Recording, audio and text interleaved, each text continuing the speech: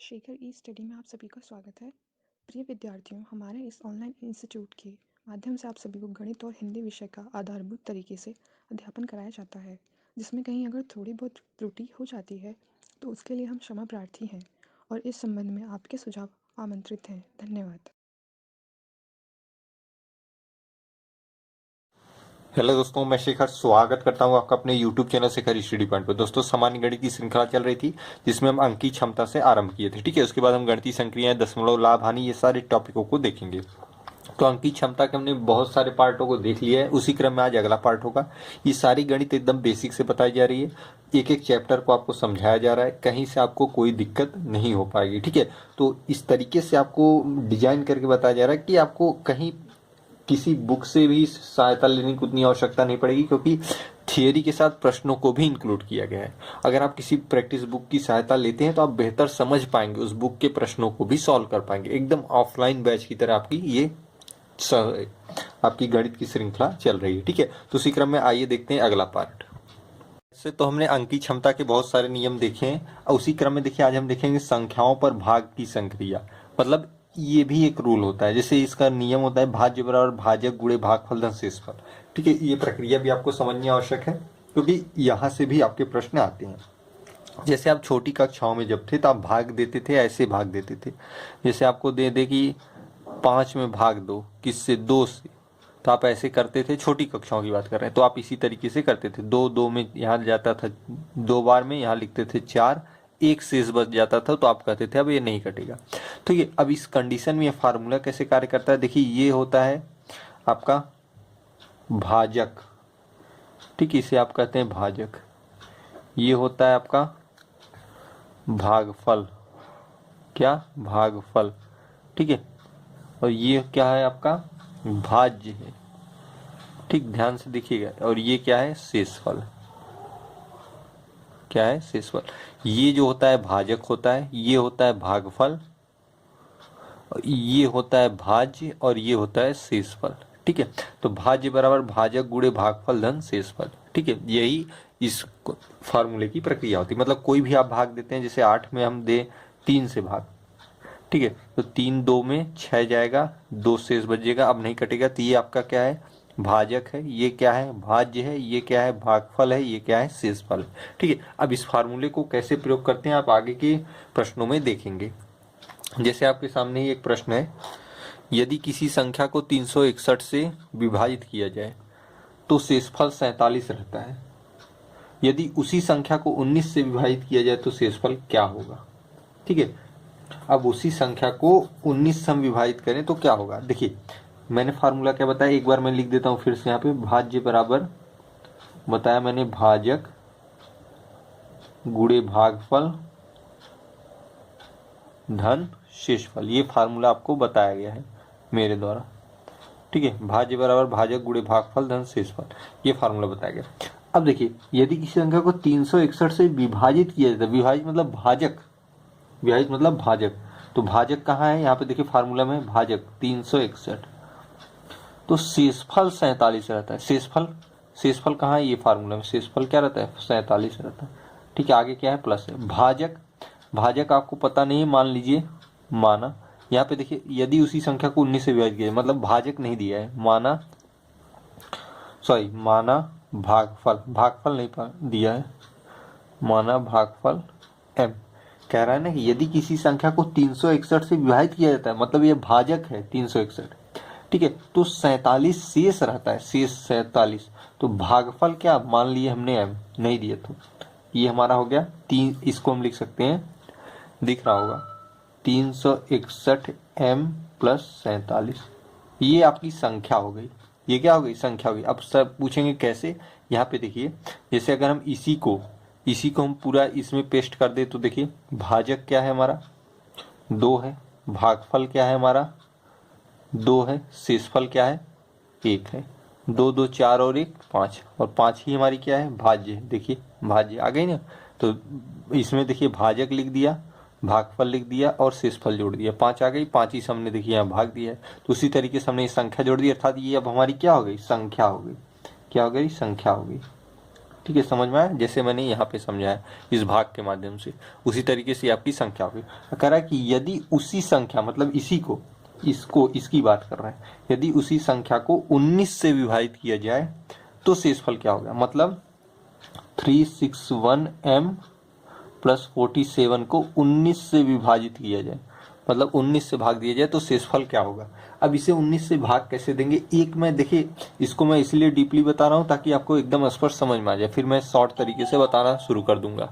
अब देखिए, आप जानते हैं 361 को हम क्या लिख सकते हैं, 19 गुणे 19 361 होता है, फिर m, ठीक है। अब 47 को मैं ऐसे, इसको इस तरीके से तोड़ना है कि वो 19 से विभाजित हो जाए, तो 47 को हम क्या लिख सकते हैं, 47 को देखिए, 47 को हम लिख सकते हैं 38 प्लस 9, क्योंकि 38 क्या है, 19 से विभाज्य है, तो हम इसे लिख सकते हैं 38 प्लस 9, ठीक है। अब देखिए 19 से इसे विभाजित करिए, इसका मतलब क्या है 47 है, इसका मतलब क्या है 361 m है, ठीक है। हमने केवल तोड़ दिया है ताकि 19 से कट जाए, देखिए 19 से कट गया, 19 2 में 38, ये भी कट गया, शेष क्या बचा, ये नहीं कट रहा है भाई, ये इंटू है तो कट गया ना, ये प्लस है तो ये तो शेष बच जाएगा। अगर गुणा होता तो ये भी कटा मान लिया जाता, लेकिन गुणा नहीं है, प्लस है, तो ये कटा नहीं माना जाएगा।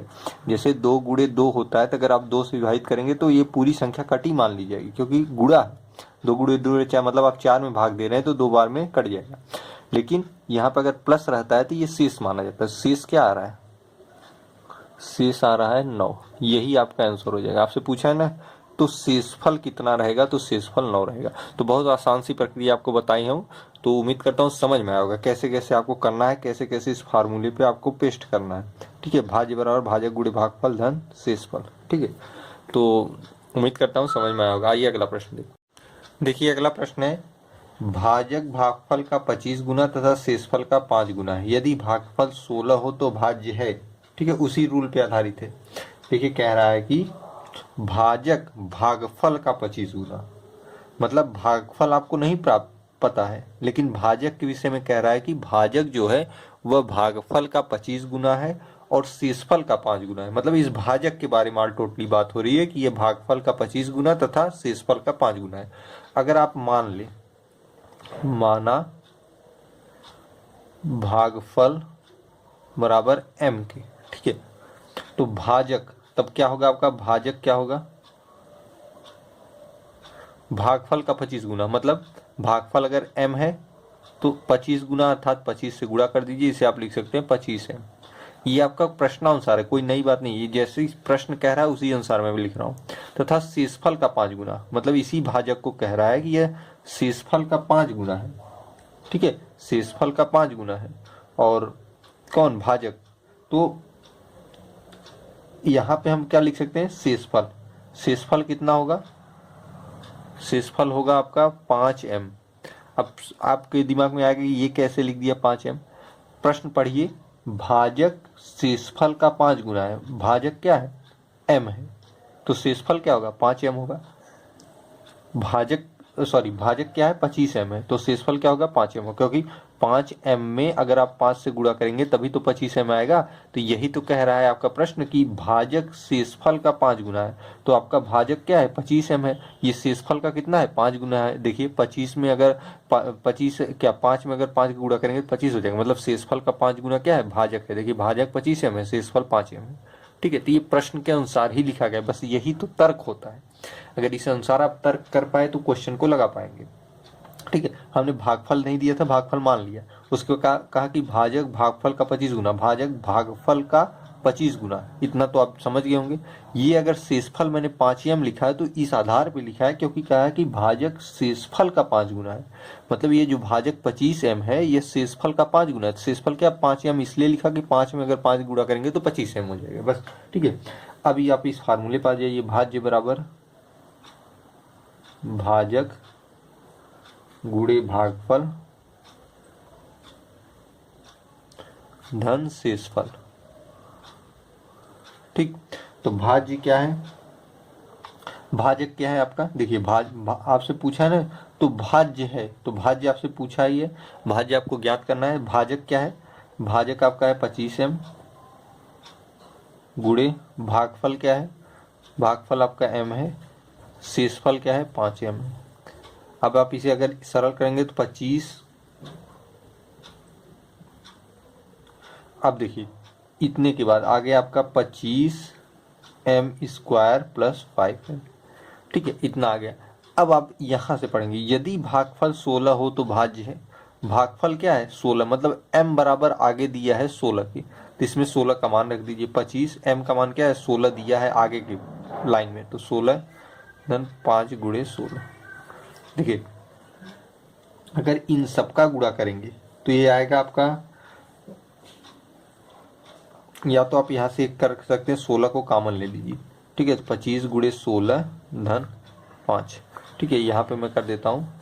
तो आपका 16 कॉमन था, 16 में 25 का गुणा करेंगे तो आएगा 400 धन 5, ये हो जाएगा 16 गुणे 405, आप कह सकते हैं 6480, ये आपका आंसर हो जाएगा, ठीक है। भाजक भागफल का 25 गुना और शेषफल का 5 गुना है। यदि भागफल 16 हो तो भाज्य है। ये शर्तें हमने पूरी की, जैसे प्रश्न कह रहा था, सीधे इस फार्मूले में रख दिया।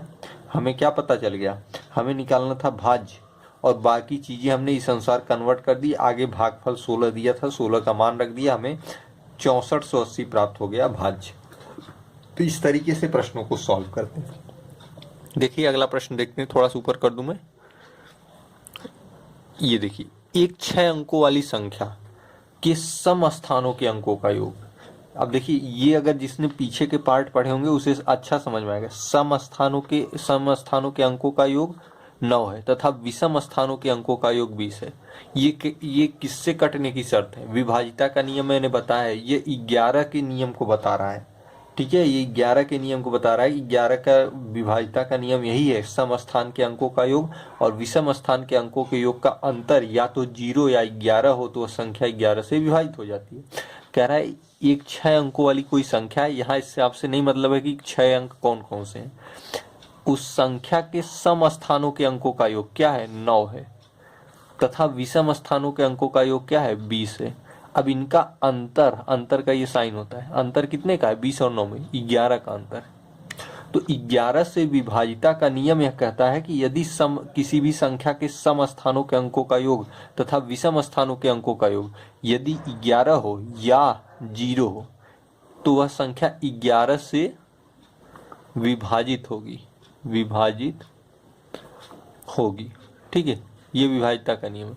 तो यहाँ पे देखिए 11 आया, 9 और 20 का अंतर क्या है 11, तो ये देखिए ऐसी सभी संख्याएं किससे विभाजित होंगी तो 11 से विभाजित होंगी, ठीक है। ये 11 के विभाजिता के नियम पे आधारित है। अगर आपने विभाजिता का नियम नहीं पढ़ा है तो पीछे के पार्ट में जाके पढ़ लीजिएगा। देखिए अगला प्रश्न देखते हैं, यहाँ पे है, नीचे थोड़ा सा ऊपर कर दूं, हाँ इतने में आ जाएगा। ये पीडीएफ आपको टेलीग्राम पे मिल जाएगी, टेलीग्राम ज्वाइन कर लीजिएगा। यदि किसी संख्या को 133 से विभाजित किया जाए, अब देखिए वही फार्मूला, भाज्य बराबर भाजक गुणे भागफल धन शेषफल,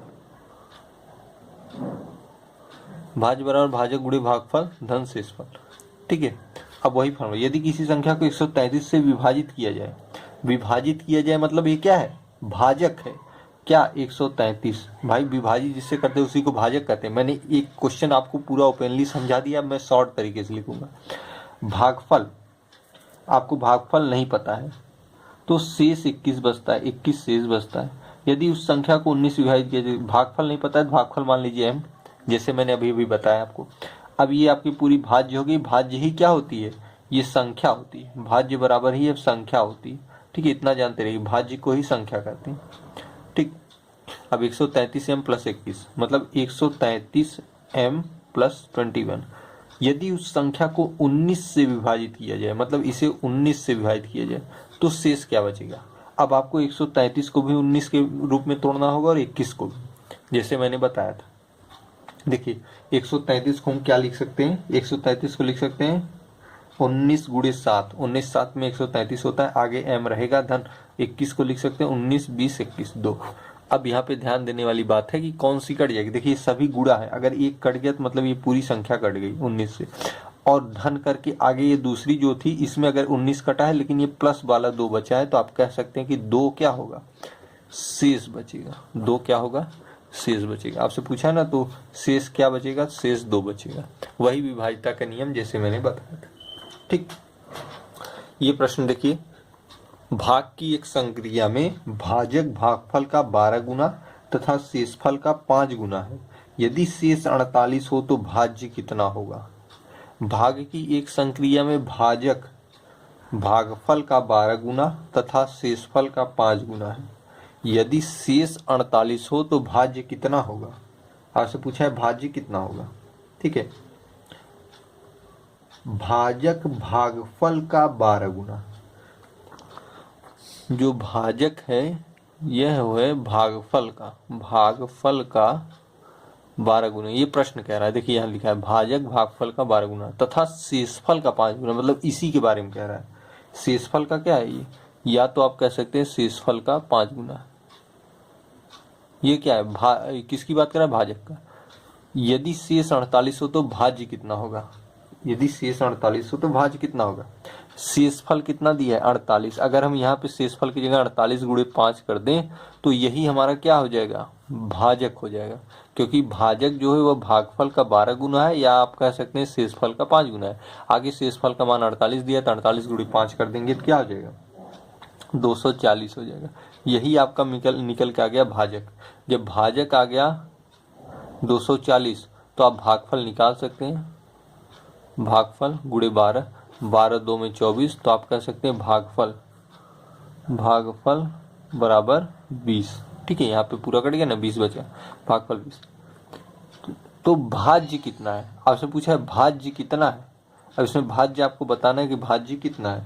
तो भाज्य के लिए वही फार्मूला लगा दीजिए, भाज्य बराबर भाजक गुणे भागफल धन शेषफल। ठीक है, ये फार्मूला मैंने लिखवाया है, थोड़ा सा मैं इधर कर दूं, दिख रहा होगा। भाज्य आपसे पूछ रहा है भाज्य कितना है, भाजक क्या है। भाजक देखिए यहाँ पे 240 यहाँ है ना, भाजक कितना है 240 है। भागफल कितना है 20 है। शेषफल कितना है 48 है। ठीक है, 24 यहाँ पे 24 2 में 48 होता है, 0 धन 48। अगर आप इसे ऐड कर देंगे तो यहाँ एक 0 और आएगा। ठीक, अब इसे ऐड करेंगे तो होगा आपका 48। यही क्या है आपका भाज्य है। ठीक है, यही क्या है भाज्य है। अब दिख रहा होगा पूरा, यही क्या है भाज्य। तो आपका आंसर हो गया ये। ठीक है, अगर न समझ में आए तो आप फिर से बता दीजिएगा। मैंने वही चीज की है जो ये क्वेश्चन कह रहा है कि भाजक भागफल का 12 गुना है, भाजक भागफल का 12 गुना। ये आप कह सकते हैं शेषफल का 5 गुना। अब आगे दिया है शेषफल 48 गुणे 5 कर देंगे तो भाजक पता चल जाएगा। जैसे ही भाजक पता चलेगा 12 से भाग देंगे, भागफल पता चलेगा। सब कुछ पता हो गया। आपसे भाज्य पूछा है, भाज्य के बाद ये फार्मूला लगा दीजिए, भाज्य बराबर भाजक गुणे भागफल धन शेषफल। 48 आपका आंसर हो जाएगा। ठीक है, तो आज के सेशन को यही समाप्त करते हैं। सिंपल था और एक पूरा आपका ये रोल था जो वह समाप्त हुआ। इसी तरीके के प्रश्न आपकी एग्जाम में बनेंगे जैसे जैसे टाइप्स मैंने बताए हैं। ठीक है, अब कल के पार्ट में कुछ अन्य नियमों को देखते हैं।